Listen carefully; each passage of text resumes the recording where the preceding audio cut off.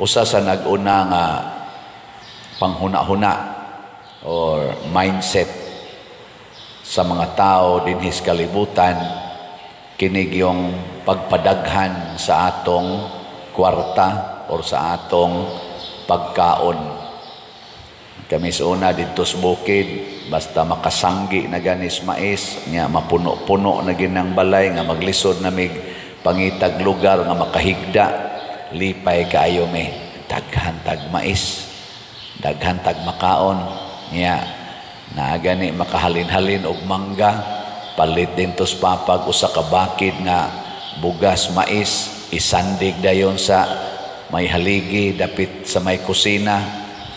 Lipay kay may magtanaw usa ka sako kasandig, pero ang kadto na ganing among baro nga kanang kuan, kanang sa murag taro ba, magsigi na ganing kagulkol inikaw sa kanana ang bagol pagkaguula na gyud paminahon niya, magtanaw ka wa nagisakong nagbarog skilid, wala na say mga mais nga gitapok, wana sugod nagkaguol kani kaon na sa taanig kamuting kahoy, mga plug na sa taanig mga ubing saag dito kakahuyan.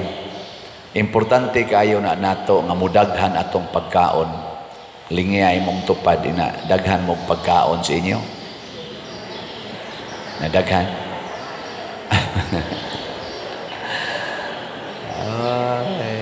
Na tigom gyud.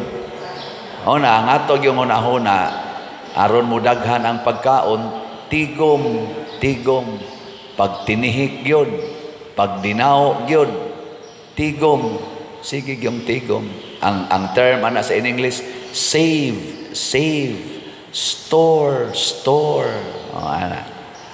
Sige yung tigom, haron mo daghan. Mo na kung ang gusto ka mo daghan imong kwarta, ayaw panghatag, ayaw palit og slot, ipautang niya interese para motubo yun, motubo.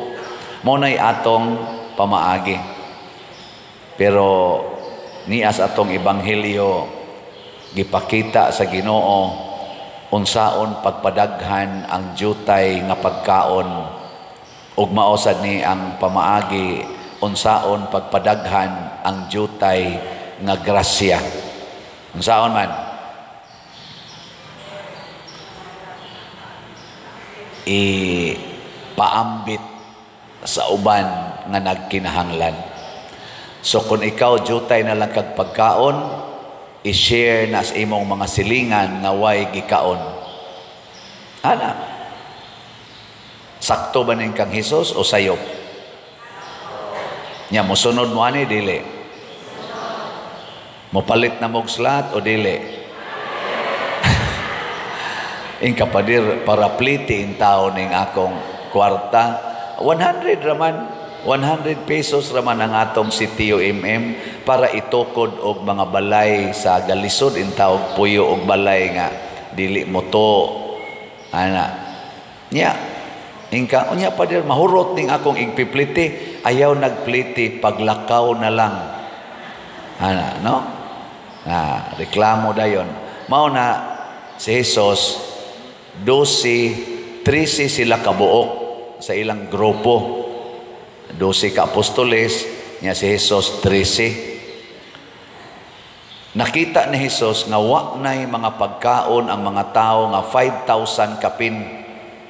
Kay tulo na kaadlaw silang nagsigig yampunga dito ni Jesus. Kay si Jesus siging ayos mga masakiton, ana magunsa magiayo ang imong sakit niya, wa na kay gikaon. Ana unsa may nahitabo, ang hunahuna ni Jesus didto sa mga tao nga 5,000 kapin. Nya ningon dayon ang iyang mga tinun-an, Lord, asa man ta mangitag pagkaon nga ipakaon ana mga tawhana? Ningon de Jesus, pila may inyo dihang pagkaon? Insya di ay pila to?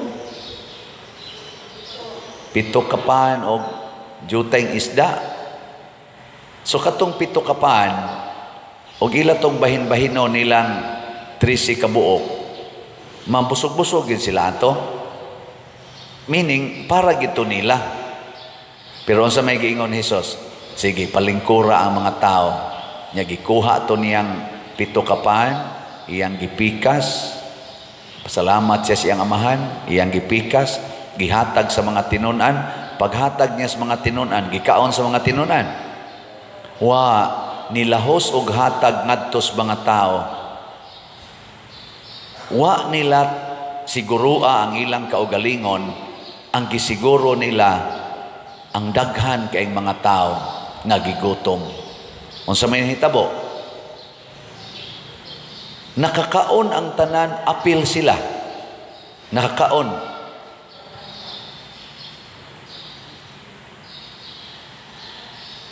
Unya, ang pinakanindot kay nasubrahan pagyud og 7 ka bukag. Pasabot ang 7 ka pan pagkabusog na tanan, nahimo pag yung 7 ka bukag. Bisan pagkato mga tinunan og si Hesus, usa ka semana, di sila maglutog pan, di na sila kahurot atong 7 ka bukag nga panoy. Di ba? Nakasabot mos meaning ani? Pastilan ako, imagine ko ba, kung ang tanang mga Katoliko din sa Pilipinas, kanang galingkod sa gobyerno, galingkod sa simbahan o mga members, kung doon natay attitude nga ingon ani nga maghuna-huna ta kanunay para sa kadaghanan, dili para sa atong kaugalingon, ma-imagine ninyo ang atong nasod? Unsa man, gubot o malinawon? Magkahugno o mulambo? Bright kay mo. Pero kumusta man ang inyong gibuhat karon, ang atong gibuhat, unsa man, ang pagpaambitay o ang pagsiguruay sa kaugalingon? Siguruay sa kaugalingon. Bitaw. Mao na nga luoy kay ta. Luoy kayo. Ang kinabag-an nga katawhan mo'y atong tan-aon ug maoy atong tubagon ang ilang panginahanglan. Munang ako pasalamat ko na malit mo din higslot. Ako mong tagag-update ha. Nahihinay lang. Ang atong SBF dag para sa atong kumbento, napamatay dako-dako yung bayronon diha. Niabot nag 45,203 ang atong slots nga nahalin. Naapay 14,797 ka slots nga available, 500 pesos per slot. Di ba? Kamong tanan nga naay 500 pesos, ayaw siguro ang inyong kaugalingon. Ihatag ko sana dinhi kay para na sa tibuok simbahan, kinabag-an. Mas dako man ang simbahan kaysa inyong pamilya, di ba? No? Pila man mo kabok sa inyong pamilya, abot mo na po kabok. Pila man kabok tao din sa simbahan nga mogamit aning atong project, thousands. O niya, nasa taan ni 16 slot challenge, nga tag 8,000 per challenge, niabot na sa 335 ka 16 slot challenge atong nadawat. Niya, ang atong CTUMM para atong ipangtukod og balay sa mga tao nga wagi balay, nga ato nang gi-identify, ato nang na-survey, mga 61 kabalay ang atong target. Ang atong halin sa CTUMM, 63,643 na kaslots. 6,355 na lang yun kaslots ang nahibilin, tag 100 pesos per slot. Di ba? Dali na kini mahurot. Bisa kunyang hapon, hurot na ni siya kung kitang tanan kamong naminaw dias online o kinirong ni adinhi. Mupadala mog tag 100 sa akong GCash. Mupadala mog tag 100 sa GCash ni Brother Bernardo Jacobi, adto ba mo ni Remedios Ocaba, adto ba mong Hinara Laborte, makita man adinhi sa atong screen inig Cantas Offertory. Kana padadi lang tag 100 ninyo. Ugma inig report nako, sobra na ang atong halin. Salamat kay ninyo. Unya doon na sa ni siya 61 slot challenge nga tag 6,100 per challenge, niabot na sa 309 ka 61 slot challenge atong nadawat. Pakpakan nato ang nanghatag niini. Salamat kayo. Labi na gyud mong nanghatag og slot or namalit og slot dinhi nga naglisod sa pangwarta. Yan ipalit pa gyud mong slot. Congratulations. Katilaw gyud mo og multiplication of your graces. Malipay yung Ginoo ana. Iya gid ang padaghanon. Muna salamat kayo. Yan nagsolicit sa ta dinhi og para lugaw sa Misa de Gallo.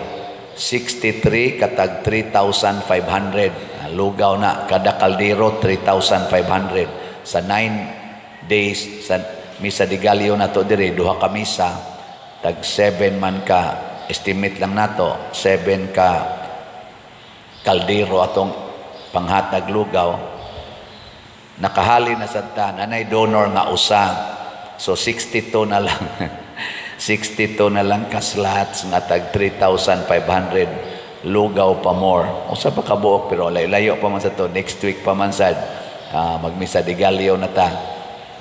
Next week ba? Dili pa di ay. 2 weeks from now. Sige. Ato pa ning paliton pag kaninduta ani ang gibuhat mao na kining atong gibuhat dinhi nidaghan ang atong bahandi sa atong parokya.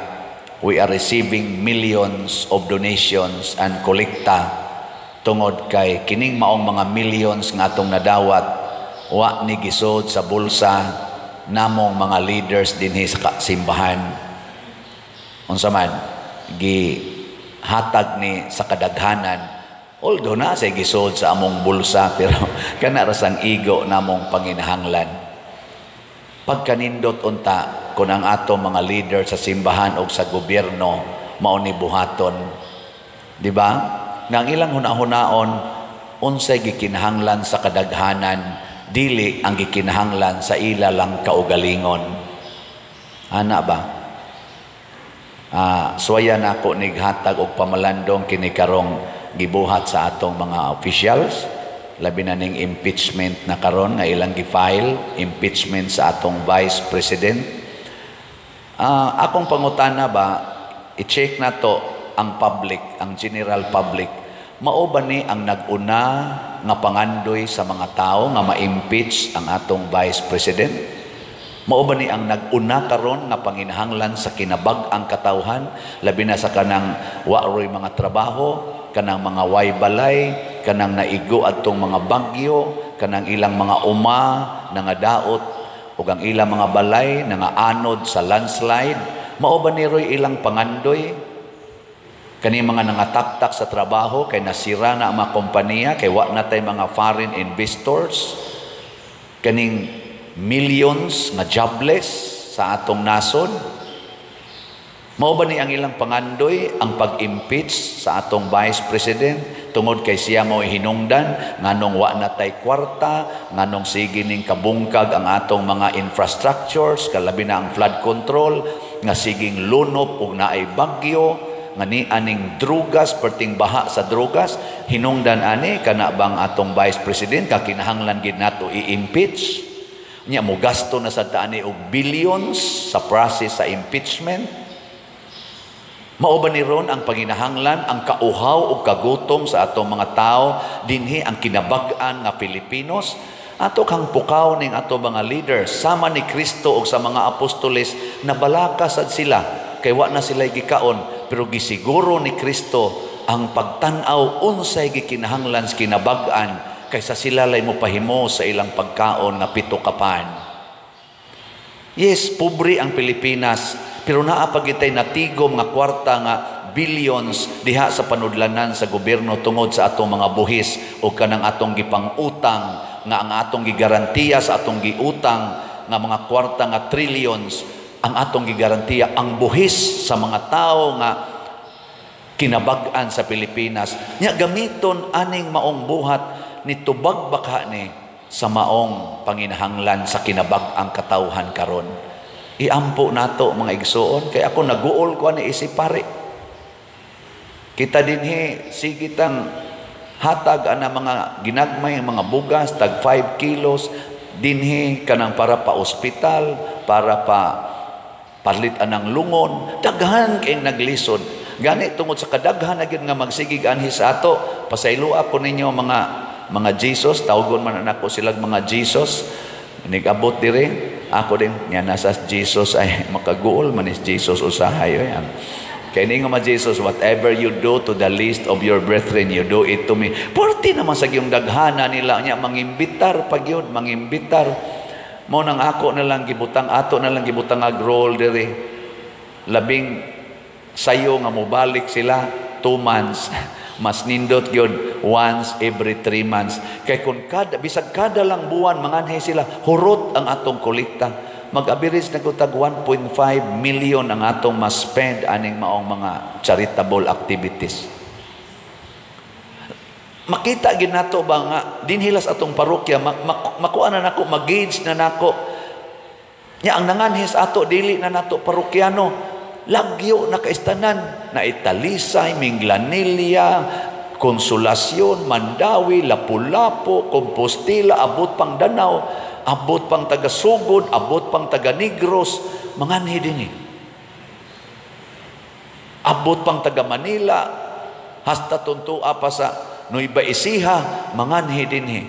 Pinaagi anang online, magpadain taon sila letter. Sa ato pa naglisod na giron ang Pilipinas. Nga kung asa sila kadungog, nga naay pari, nga nanghatag, magpunsisok sila dito, mura sila mga langaw, maglumba o pangaon. Sa ato pa ang gikinahanglan dos Pilipinas ang pagkaon o ang hinabang o pagtukod o mga struktura nga mutubag ni ining panginahanglan sa kalisod, dili ang paggasto sa kwartas gobyerno para lang anang siging hearing, siging impeachment. Millions, billions of pesos ang nagasto, di asay millions of Filipinos nga way hapit gikaon, way ikapa-ospital, wa gani ipakapalubong sa ilang mga namatay. Are we doing what is Christian? Are we doing justice to the needy people, needy Filipino people? Ato ka ng tarungon. Muna nakaniingon ta nga matod pas atong unang pagbasa, magpuyo ko sa balay sa Ginoo sa tanang adlaw sa akong kinabuhi. Giripit po na sa atong tubag sa Salmo. Nganong ganahan man ta mo puyo sa balay sa Ginoo sa tanang adlaw sa atong kinabuhi, kay ang Ginoo kanunay mutubag sa atong panginahanglan, dili sa iyang panginahanglan. O kita sang tanan nga nagtuo Ginoo, tinuod yung nagtuos Ginoo, kita mga Katoliko, mga Kristiyanos, kinahanglan ka mao sa tang mutubag sa panginahanglan sa kadaghanan, dili sa atong panginahanglan. Ako uwaw naman kay ko dinhi nga magsikog baligya aning slot. Pero di gini akong panginahanglan. Sa panginahanglan ginis kadaghanan. Yes, I receive already millions of pesos. More than 400 million pesos na ang akong nadawat isipari for my 20 years in the priesthood. Pero kanang tanan gihatag gina nako ngadtos mga nanginahanglan. Pila ra goy kaon nako. Tanawa ra guni akong naong nag-anam nagkadaot. Kay gamay na lang kong kaon. Oh, pero na ko'y sugar na taas. Ako ning gituyo tungod kay mas importante nga i-share ngadto sa uban. Kay ako nisod man ko sa pagkapari to become leader sa atong community. Mo na mohangyo sa kus ako mga fellow leaders na as gobyerno og ni as simbahan, atong unahon pagtan-aw ang panginahanglan sa uban. Muna kanindot unta kun ato na nang buhaton kitang tanan. Kay ngano man anha ta diha mulambo, dili na to siguroon ang atong personal interest. Do na manggitay mga personal interest, di kayo na nato i-highlight na manggitay mga personal needs. Politician, pari, madre, mga lay people, naagitay mga personal needs, dili na nato mo'y unahon. Niglingi ni mo sa imong kilid, way atop ang ilang balay, busloton kay bongbong niya ang inyo nindot og atop, nindot og bongbong, pintal ragoy kuwang, ayaw na lang nagpintali. Ang budget ni mos pintal, ipaatop na lang na og ipabongbong sa ilang balay. Di ba? Igtanaw ni mos imong silingan, kausara mo kaon so sa kaadlaw, wa gani sudan, kana rag yung kanon mo ilang kanon, nya ikaw, katulo ka makakaon, napakay snacks, pero ordinaryo lang imong pagkaon, kuhain na lang tingali usa ka kananan, oy kaduha na lang kamukaon, i-share ka na sa imong silingan ang pagkaon nimo ug ang imong sudan. Mao nay gibuhat ni Hesus ug mao nay sekreto nga mulambo ang atong kinabuhi. Gitawag na sa atong katilingban og patriotism. Ang ato bang concern about the whole nation, the whole population.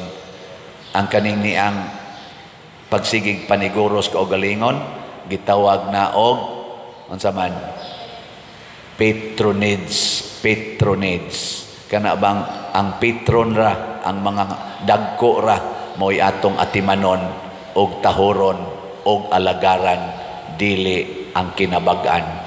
Iampo na nato ha, taas gini akong humili, na-carried ko sa akong feeling.